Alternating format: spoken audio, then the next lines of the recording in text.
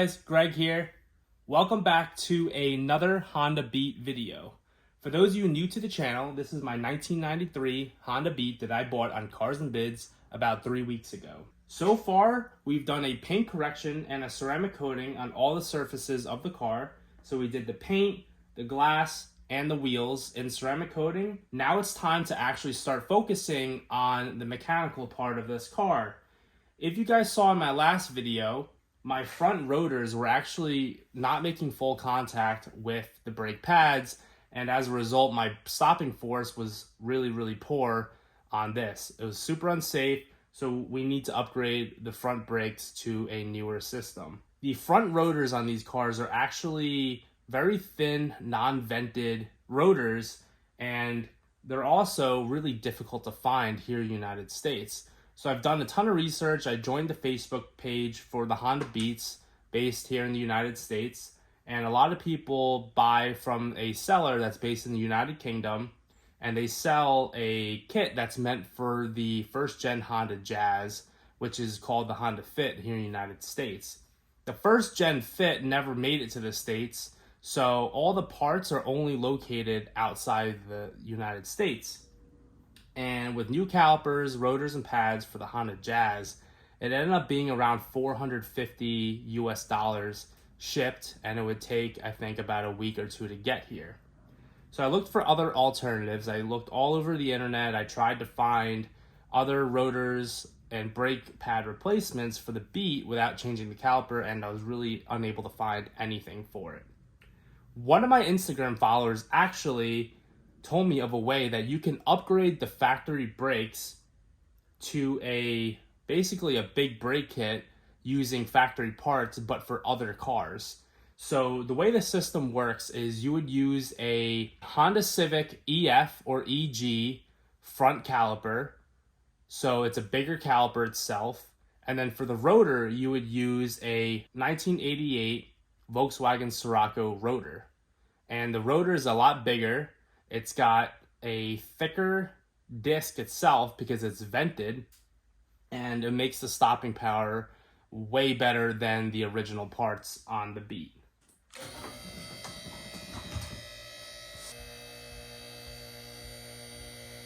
So if you guys are wondering about the part numbers for the upgrade kit, these are the calipers with the brackets, left and right. And then 2 front rotors. So you can see this is a 4x100 brake rotor. It is a lot beefier. It's a vented rotor, which the Beat doesn't come like that factory. And a lot bigger caliper. It comes with the brackets and everything. We should be able to use the OEM bolts. These are OEM, brand new, remanufactured for the EG and EF. These wheels are so light. So here is the original brake caliper. It actually looks pretty good condition. So when we remove these, I'll actually probably keep these. There's no reason to throw these out. The rotors itself, I mean, if you look at it, they're completely shot. These are non-vented rotors. You can see that it's just a thin piece of metal here, and doesn't really do much for stopping power, especially since only like half the rotor is making contact with the pads. We should be able to break this loose with just this 1/2 inch.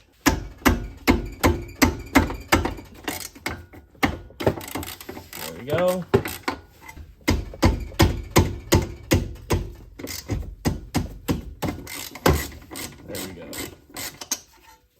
There is the bolt. So we're not gonna throw these out. We're probably gonna reuse these. Hopefully they work with the new caliper. And then now this whole thing will slide off. So there's a Phillips head screw here, and I have a special tool that we use to get this out. You can't use a regular screwdriver and expect to get this out because that is gonna be in there very tight. So that's where this tool comes in handy. This is from Harbor Freight. I forget how much it costs, but it shouldn't be more than like $15.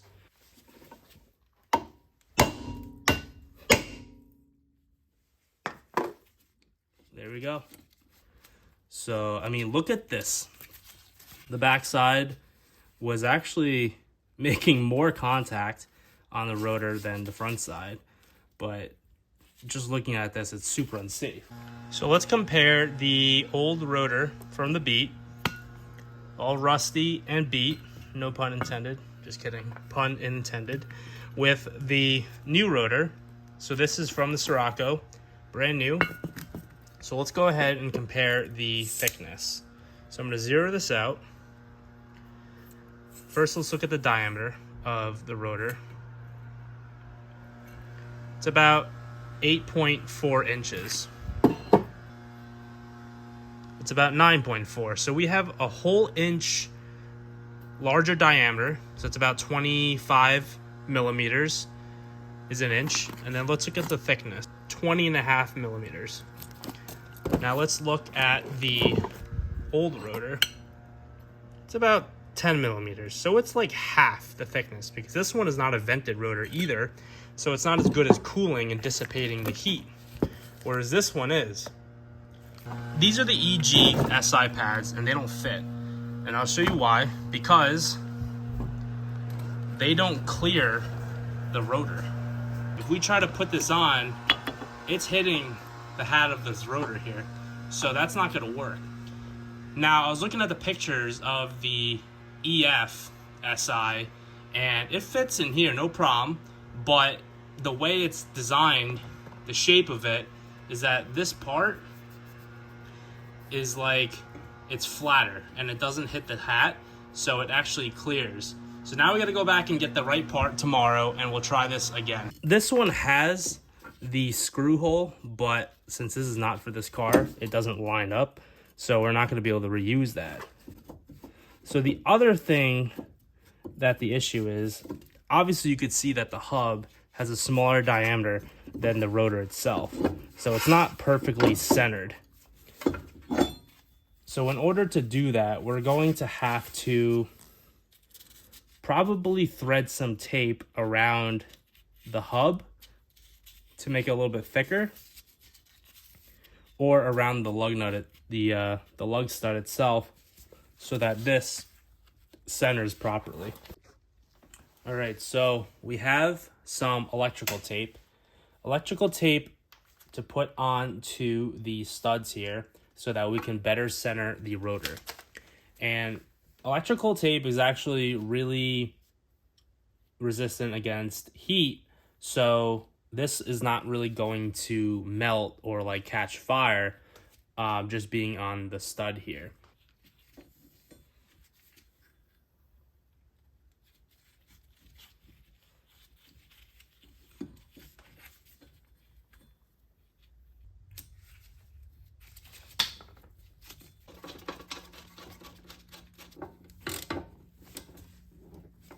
Brake hardware is on the caliper. Now we gotta load the pads. Welcome back to day 3.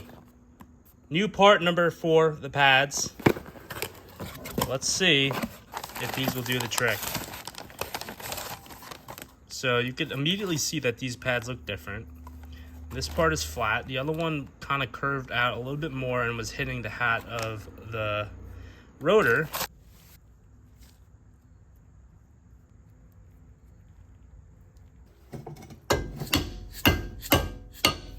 All right, pads are in.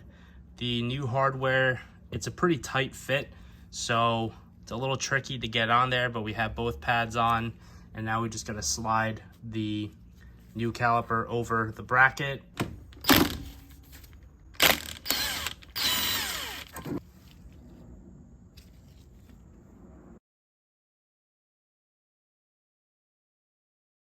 All right, so the other caliper is fully on, rotor's on, so now we need to bleed the brakes.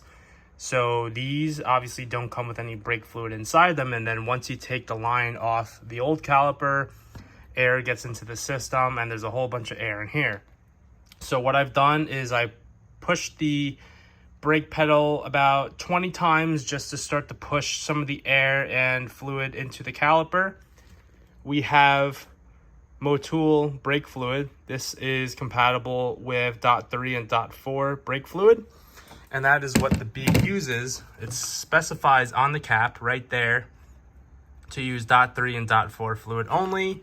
So we have the cap open, and we're gonna fill the fluid all the way up to the top, and that way, when we bleed this, the level on the master is gonna go down. And you wanna make sure at all times while you're bleeding that the fluid does not reach below the minimum level. Otherwise, you risk getting some air into the master cylinder, and you're gonna have to bleed the whole thing all over again.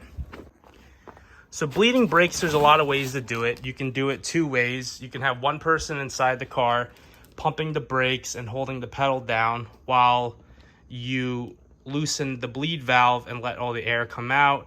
And then you close the valve, and then you have someone pump, and then you do it over and over again until air stops to come out through the line. This kit from Harbor Freight, it's a vacuum bleeder. So basically, this goes onto the nipple of the caliper, and you crack that valve open, the bleeder valve, and you just hand pump it, and it sucks the fluid and all the air out from the system into that canister there.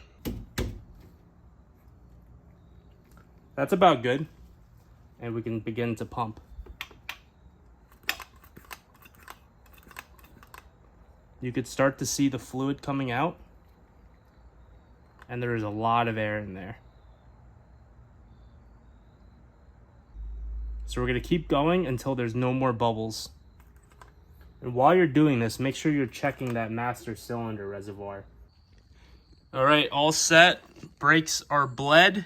No air coming out of them. These look really, really good. Huge upgrade from those factory setup. I can't wait to drive this and see how these feel.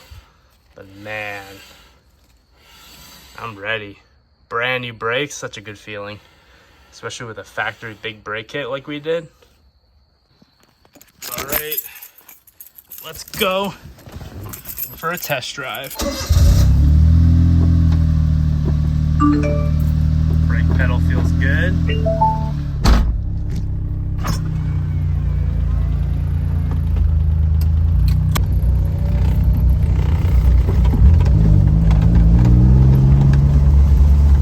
Feel way better.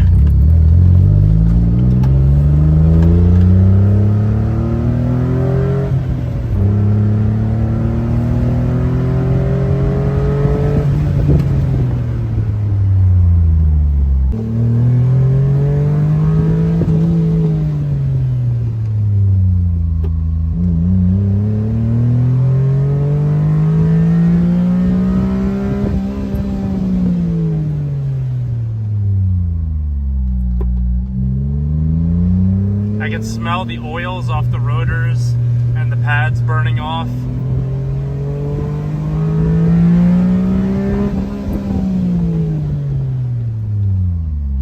Really, really good. Let's get a little bit faster. Wow! These brakes are insanely good.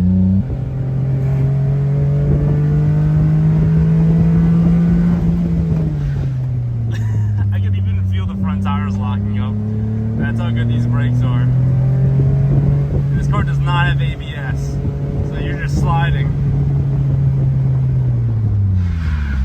See that? Yeah. Really good. Success!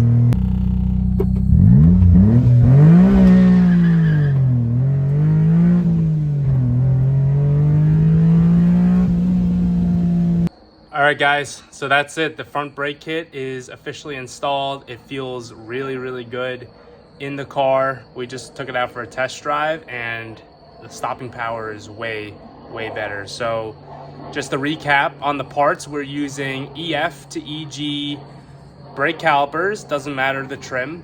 The pads, it has to be EF SI or EG base pads, non-SI pads, because I tried that and they didn't work. And then for the rotors, we're just using 1988 Volkswagen Scirocco front rotors. That's it, guys. I highly recommend this.